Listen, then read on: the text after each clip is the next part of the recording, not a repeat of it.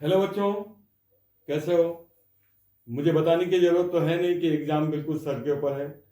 और आज मैं linear equation in two variables, जो तुम क्लास 9 में सीखे थे, उसी का ही एक रूप है, pair of linear equation in two variables, class 10 में।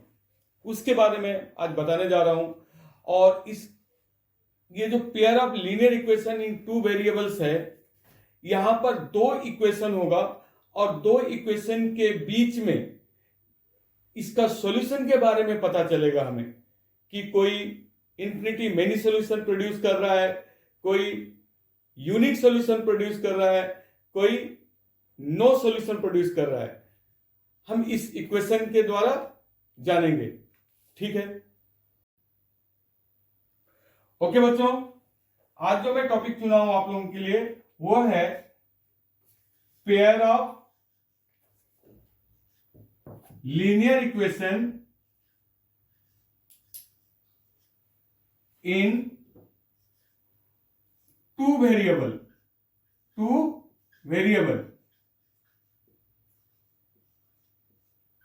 अच्छा बच्चों, जो वर्ड है वेरिएबल्स, ये है क्या चीज? मींस ये किसी का ये कोफिशिएंट बनेगा वहां पर और ये चेंज करता है उसके वैल्यू को।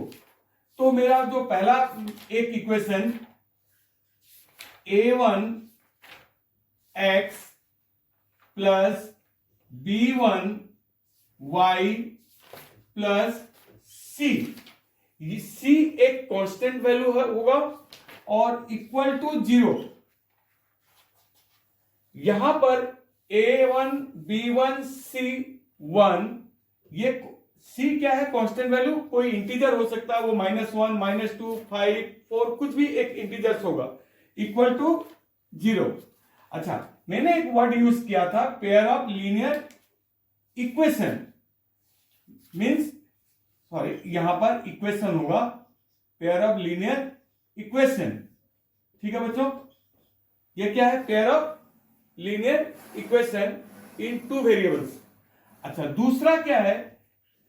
a2 x plus b2 y plus c2।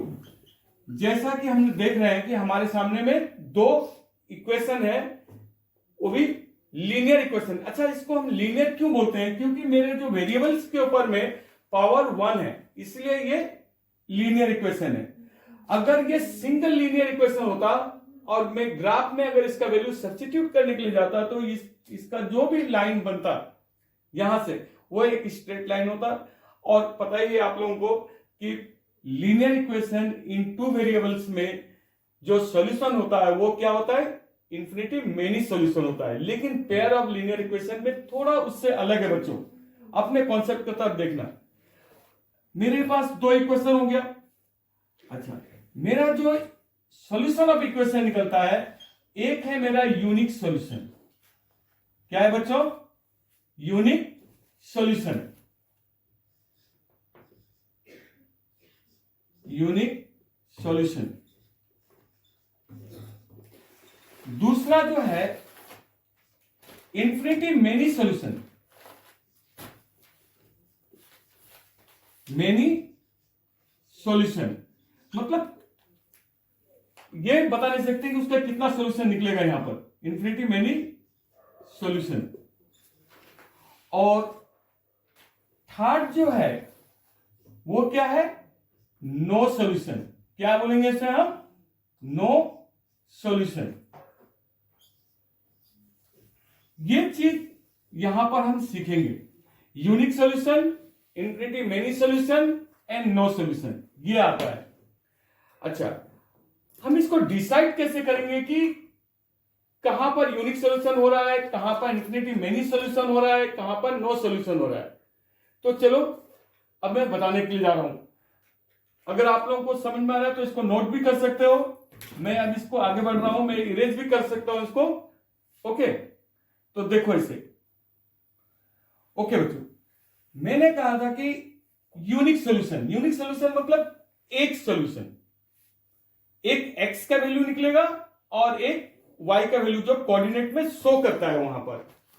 अगर मेरा फर्स्ट वन देखो, अगर मेरा a1 by a2 is not equal to b1 by b2 हुआ, मतलब यहां पे कोई नंबर होगा, चाहे 5 हो, 4 हो, कोई भी नंबर हो। अगर मेरा a1 by a2 is not equal to b1 by b2, तो ये नो सॉल्यूशन, सॉरी ये कौन सा सॉल्यूशन होगा? Unique solution. क्या है ये? Unique solution. क्या होगा बच्चों? Unique solution. अच्छा, यूनिक सॉल्यूशन को हम ग्राफ में भी देख सकते हैं। जैसे हमारा ग्राफ है, हम ग्राफ ऐसे करके बना रहे हैं, और ये मेरा y, ये y डैश, और ये x डैश, और ये x। ठीक है बच्चों, इस तरह से ग्राफ का मैंने ले लिया। सेंटर में ऑरिजिन है। अगर इस टाइप का सॉल्यूशन आता है मेरे पास में, a1 by a2 is equal to b1 by b2 और यूनिक सॉल्यूशन है, तो मेरा जो ग्राफ बनेगा वो कहीं ना कहीं आपस में एक पॉइंट पे इंटरसेक्ट करेगा इस तरह से। इसको हम इंटरसेक्टिंग लाइन भी बोल सकते हैं, कि जो लाइन बनेगा वो एक इंटरसेक्टिंग लाइन होगा और एक कोऑर्डिनेट को दिखाएगा, ये एक्स एंड वाई का। मींस एक एक्स का वैल्यू निकलेगा, एक वाई का वैल्यू निकलेगा। इसको हम कंसिस्टेंट भी बोलते हैं। क्या बोलते हैं इसको? कंसिस्टेंट। अच्छा, ये तो हो गया मेरा यूनिक सॉल्यूशन। अब मैं दिखाने के लिए जा रहा हूं, यूनिक सॉल्यूशन के बाद क्या था? Infinity many solution. ओके, जैसा कि आप लोगों ने देखा था, यूनिक सॉल्यूशन के लिए एक इंटरसेक्टिंग लाइन था ग्राफ में। इंटरसेक्टिंग लाइन एक पर्टिकुलर पॉइंट पे दो सॉल्यूशन ऑफ इक्वेशन आपस में काटा था। अब हम बताने के लिए जा रहा हूं यहां पर कि infinity many solution. Infinity many solution में क्या होगा? a1 by a2 is equal to b1 by b2 is equal to c1 by c2। ये सारा वेरिएबल का सेम रेशियो, सेम प्रोपोर्शन में रेशियो निकल जाएगा यहां पर। इसे हम कहेंगे इंफिनिटी मेनी सॉल्यूशन। अच्छा, इसका ग्राफिकल रिप्रेजेंटेशन क्या है वो भी देख लो बच्चों। जब मैं इसको ग्राफ में पुट करने के लिए जाऊंगा, जब मैं इसे ग्राफ में पुट करने के लिए जाऊंगा, तो मेरा जो ग्राफ है वो क्या होगा वो देख लो। ये मेरा y डैश x और डैश और ये x है। मेरे ग्राफ में जब मैं इसका वैल्यू को पुट करने के लिए जाऊंगा या सॉल्यूशन इक्वेशन बनाऊंगा मैं इससे, तब क्या होगा? एक सिंगल लाइन मुझे दिखाई देगा, कहीं से भी ये पार होकर एक सिंगल स्ट्रेट लाइन दिखाई देगा मुझे ये, और दोनों इक्वेशन का वैल्यू इसी लाइन पे गिर जाता है। इसको हम कोइंसिडेंट लाइन भी बोलते हैं। जैसे यूनिक सॉल्यूशन के लिए हम इंटरसेक्टिंग लाइन यूज किए थे, यहां पर क्या होगा? Coincident line. ये दोनों इक्वेशन का सॉल्यूशन एक सिंगल लाइन पे दिखाई देगा हमें। ये क्या है? Infinity many solution. और इसको भी हम कंसिस्टेंट बोल सकते हैं बच्चों। ठीक है, समझ में आया? ये क्या था? इंफिनिटी मेनी सॉल्यूशन के लिए। ओके, इसके बाद हम जो लास्ट जो है वो क्या है? No solution. ठीक है, a1 by a2 is equal to b1 by b2, लेकिन but not equal to c1 by c2। अगर मेरा इस तरह से दिखाई देता है तो इस केस में हम बोलेंगे नो सॉल्यूशन। अच्छा, नो सॉल्यूशन जो है ये अकेला इनकॉन्सिस्टेंट बोलते हैं इसको। कभी कभी पूछते हैं कि फॉर व्हाट वैल्यू ऑफ के, for what value of A, the solution equation के बारे में, तो उसी तरह से हम इसको निकाल सकते हैं। अब इसका ग्राफिकली प्रेजेंटेशन क्या होगा?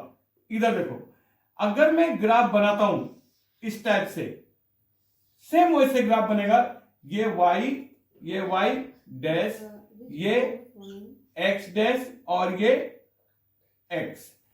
यहां पर एक चीज तुम्हें दिखाई देगा कि जब दोनों इक्वेशन का सॉल्यूशन को मैं यहां पर पॉइंट करने के लिए जाऊंगा तो मेरे सामने में दो लाइन दिखाई देगा, एक लाइन ऐसा और ये लाइन ऐसा। सपोज इधर से भी जा सकता है, ऐसा भी जा सकता है। ये दोनों लाइन क्या है बाय नेचर, ये पैरेलल लाइन होगा। ये इंटरसेक्ट भी नहीं कर रहा है आपस में, यानी कि ये क्या दिखा रहा है, नो सॉल्यूशन। अगर दोनों इक्वेशन का वैल्यू पुट करने के बाद इसका कोऑर्डिनेट के हिसाब से अगर मेरा ग्राफ का सॉल्यूशन अगर दो लाइन पैरेलल में आ रहा है तो यानी कि ये क्या है, नो सॉल्यूशन। नो सॉल्यूशन मतलब कि इसका कोई सॉल्यूशन यहां पर निकलने वाला है नहीं, क्योंकि जब मैं linear equation in two variable के लिए करने जाऊंगा तो मेरे पास में एक्स और वाई को जब मैंने वेरिएबल चूज किया तो उसका एक वैल्यू आना चाहिए था। लेकिन ऐसे केस में अगर a1 by a2 is equal to b1 by b2 but not equal to c1 by c2 अगर होता है तो वो ग्राफ में दो पैरेलल लाइन शो करता है। इसको हम इनकंसिस्टेंट भी बोलते हैं। तो आशा करता हूं बच्चों ये पेयर ऑफ लीनियर इक्वेशन आप लोगों को समझ में आया होगा कि हमने क्लास 9 में सीखा था linear equation in two variable, लेकिन क्लास 10 आते आते ये pair of linear equation in two variable हो गया। अच्छा, इसको सॉल्व करना भी होगा, इसका वैल्यू भी निकालना होगा डिफरेंट मेथड से। लेकिन क्लास 10 में ये क्रॉस मल्टीप्लीकेशन मेथड को एलिमिनेट कर दिया है, तो बच्चों उसके प्रति जाने की ज्यादा जरूरत नहीं है।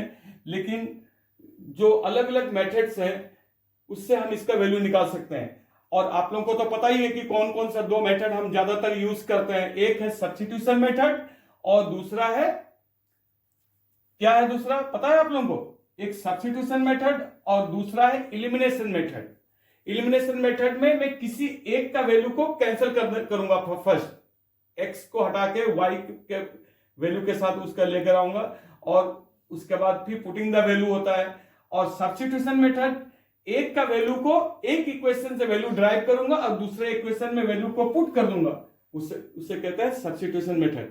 अगर आप लोगों को इस pair of linear equation in two variable chapter से अगर कोई भी क्वेश्चन डाउट हो या प्रॉब्लम हो तो मेरे कमेंट बॉक्स में जाकर क्वेश्चन को पुट अप करिए और मैं नेक्स्ट क्लास में उसका सॉल्यूशन आप लोगों के सामने रख दूंगा। Thank you.